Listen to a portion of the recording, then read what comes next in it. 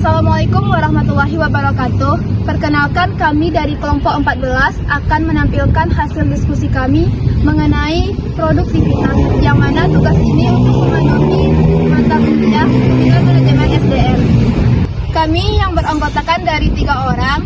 Yang pertama saya sendiri, Windy Agusti Evita, dengan nomor BP 19682. Selanjutnya saya, Koriko Viva, dengan nomor BP 190670.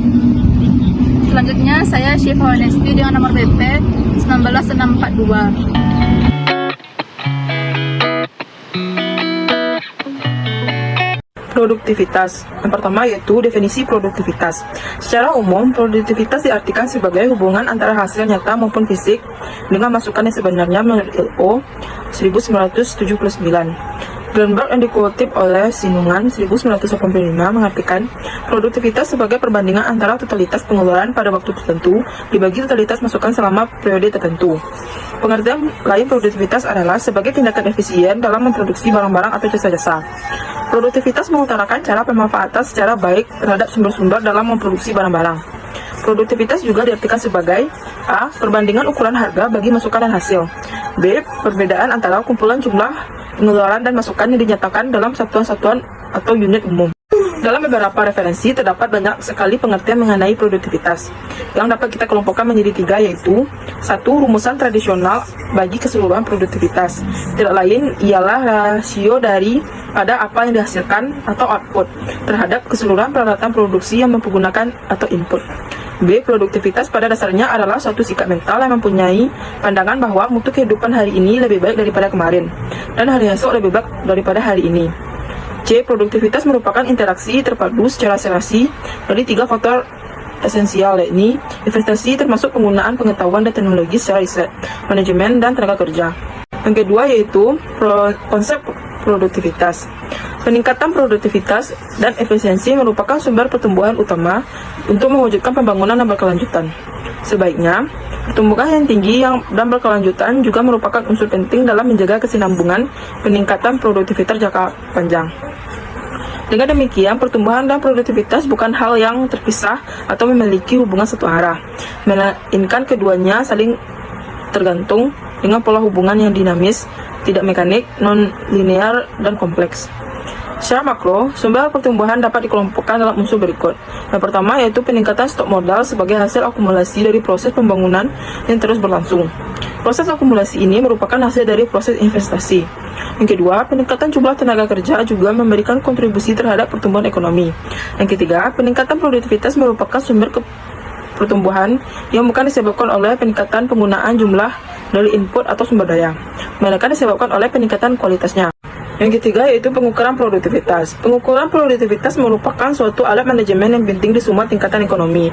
Di beberapa negara maupun perusahaan pada akhir-akhir ini telah terjadi kenaikan minat pada pengukuran produktivitas. Karena itu sudah saatnya kita membicarakan alasan kenapa kita harus mengukur produktivitas. Yang pertama yaitu mengukur produktivitas. Pada tingkat sektor nasional, produktivitas menunjukkan kegunaan dalam membantu evaluasi penampilan, perencanaan, kebijakan, pendapatan, upah, dan harga melalui identifikasi faktor-faktor mempengaruhi distribusi pendapatan. Membandingkan tingkat sektor-sektor ekonomi yang berbeda untuk menentukan prioritas kebijakan bantuan. Menentukan tingkat pertumbuhan atau suatu sektor atau ekonomi mengetahui pengaruh perdagangan internasional terhadap perkembangan ekonomi dan seterusnya. Dua, yaitu metode pokok pengukuran produktivitas. Secara umum, pengukuran produktivitas berarti perbandingan yang dapat dibedakan dalam 3 jenis yang sangat berbeda. Yang pertama yaitu perbandingan antara pelaksana sekarang dengan pelaksana yang secara teoris tidak menunjukkan apakah pelaksanaan sekarang ini memuaskan, namun hanya mengetengahkan apakah meningkat atau berkurangnya secara tingkatannya.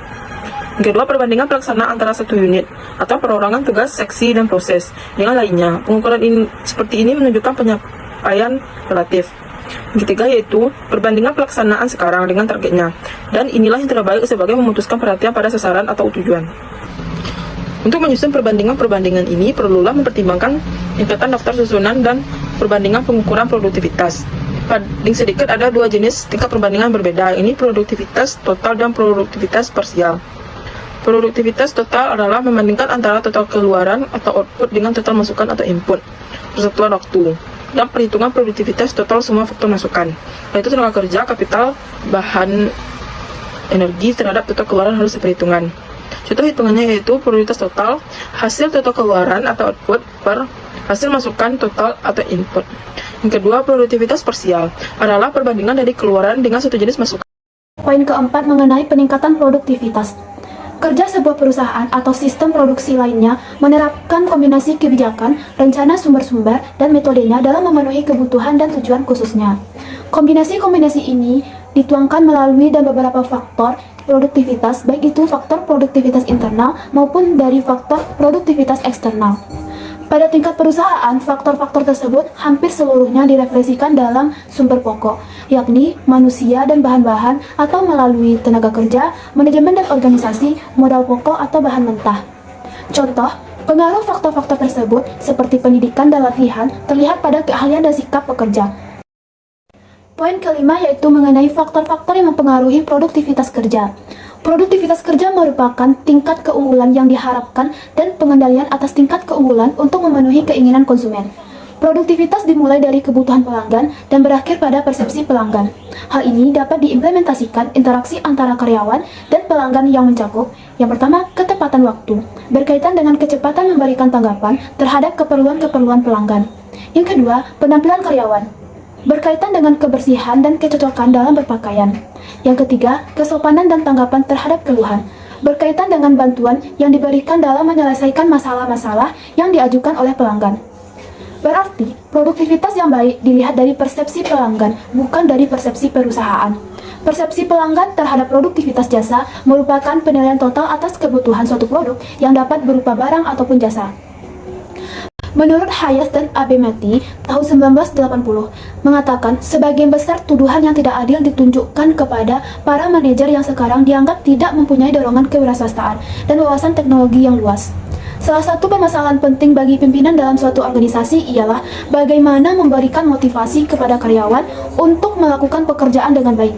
Dalam hal ini, pimpinan dihadapkan suatu persoalan bagaimana dapat menciptakan situasi agar bawahan dapat memperoleh kepuasan secara individu dengan baik, dan bagaimana cara memotivasi agar mau bekerja berdasarkan keinginan dan motivasi untuk berprestasi yang lebih tinggi. Poin keenam mengenai strategi meningkatkan produktivitas.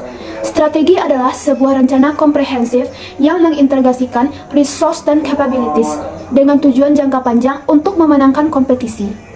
Agar peningkatan produktivitas kerja dapat terwujud, pimpinan perlu memahami secara tepat tentang faktor-faktor penentu keberhasilan peningkatan produktivitas kerja.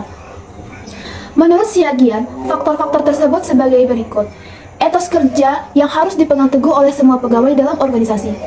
Menurutnya, etos kerja adalah norma-norma yang bersifat mengikat dan ditetapkan secara eksplisit, serta praktek-praktek yang diterima dan diakui sebagai kebiasaan yang wajar untuk dipertahankan dan diterapkan dalam kehidupan kekaryawan anggota dalam suatu organisasi. Etos kerja yang dimaksud adalah sebagai berikut. Yang pertama, perbaikan terus-menerus.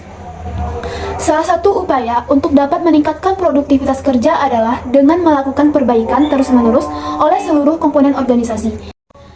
Yang kedua yaitu peningkatan mutu hasil pekerjaan. Peningkatan produktivitas kerja dapat dicapai melalui peningkatan hasil kerja oleh semua orang dan segala komponen organisasi.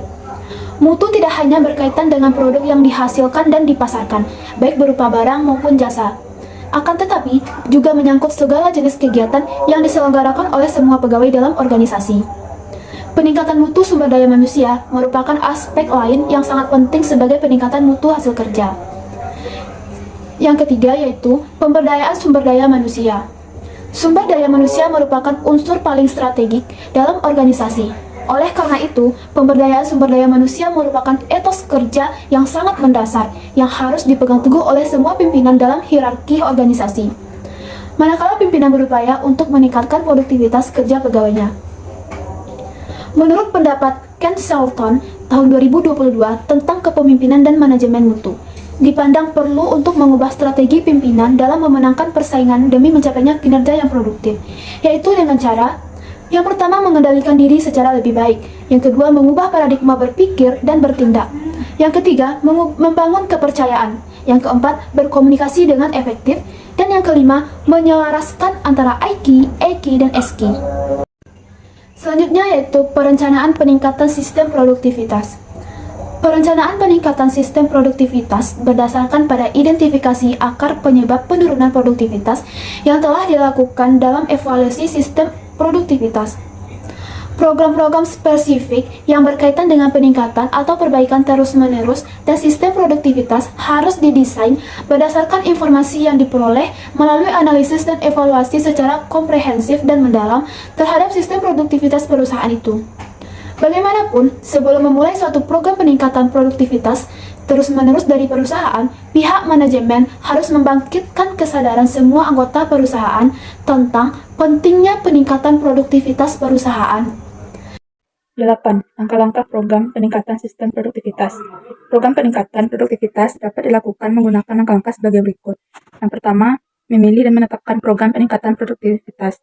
Dan yang kedua, mengemukakan alasan mengapa memilih program itu. Yang ketiga, melakukan analisis situasi melalui pengamatan situasional. Yang keempat, melakukan pengumpulan data selama beberapa waktu.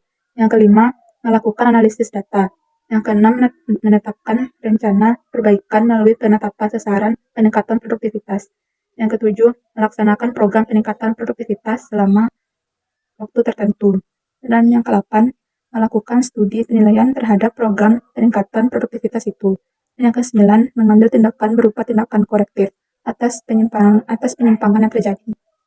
9. Strategi meningkatkan sistem produktivitas perusahaan. Karena produktivitas merupakan rasio output terhadap penggunaan input, strategi peningkatan sistem produktivitas perusahaan dapat dilakukan melalui 5 cara sebagai berikut, yaitu yang pertama, menerapkan program reduksi biaya. Program reduksi biaya merupakan suatu program yang dilakukan oleh pihak manajemen industri, di mana untuk menghasilkan output dengan kuantitas yang sama, kita menggunakan input dalam jumlah yang lebih sedikit. Peningkatan produktivitas melalui program reduksi biaya berarti output tetap dibagi input lebih sedikit. Melaksanakan program reduksi biaya tidak berarti bahwa komponen biaya dikurangi secara pukul rata. Katakanlah memotong biaya sebesar 10%. 2. Mengelola pertumbuhan. Peningkatan produktivitas melalui pengelolaan pertumbuhan akan efektif. Apabila permintaan pasar sedang meningkat, sehingga output yang diproduksi perlu ditambah. Dalam situasi ini, peningkatan produktivitas dicapai melalui peningkatan output dalam kuantitas yang lebih besar sesuai permintaan pasar dengan meningkatkan penggunaan input dalam kuantitas yang lebih kecil. Bekerja lebih tangkas. Strategi ini dilakukan apabila permintaan pasar meningkat, sehingga output perlu ditingkatkan. Namun peningkatan output itu dicapai melalui penggunaan input dengan kuantitas yang tetap, karena tenaga kerja telah bekerja lebih tangkas atau lebih cerdik. Dengan demikian, produksi meningkat sesuai permintaan pasar, namun tingkat penggunaan input konstan atau tetap dalam jumlah. Dan keempat, bekerja lebih efektif. Peningkatan produktivitas melalui penerapan strategi ini akan lebih efektif apabila permintaan pasar meningkat, sehingga output perlu ditingkatkan. Dalam strategi bekerja lebih efektif, peningkatan produktivitas dicapai melalui peningkatan output sesuai peningkatan permintaan pasar dan penurunan penggunaan input. Melalui bekerja lebih efektif, kita akan memperoleh jumlah output dalam jumlah yang lebih banyak dengan menggunakan input yang lebih sedikit. 5. Mengurangi aktivitas dalam situasi perekonomian yang menurun. Seperti dalam kondisi resesi ekonomi, tingkat inflasi tinggi. Strategi peningkatan produktivitas melalui pengurangan aktivitas akan sangat efektif. Strategi ini diterapkan dengan cara mengurangi produksi, serta menghilangkan atau menjual kembali aset yang tidak produktif. Jadi produktivitas perusahaan ditingkatkan melalui pengurangan sedikit output, sesuai dengan permintaan pasar, dan mengurangi banyak input yang tidak perlu. 10. Model peningkatan sistem produktivitas berorientasi proses. Melalui studi pustaka yang mendalam ditunjang dengan keberhasilan dari pengalaman praktek ketika menetapkan sistem kualitas dan produktivitas pada beberapa perusahaan industri di Indonesia. Maka memperkenalkan model peningkatan sistem produktivitas berorientasi proses seperti yang ditunjukkan pada gambar di samping ini. Sekian dari video kami, semoga bermanfaat bagi teman-teman semua dan saya ucapkan terima kasih. Assalamualaikum warahmatullahi wabarakatuh.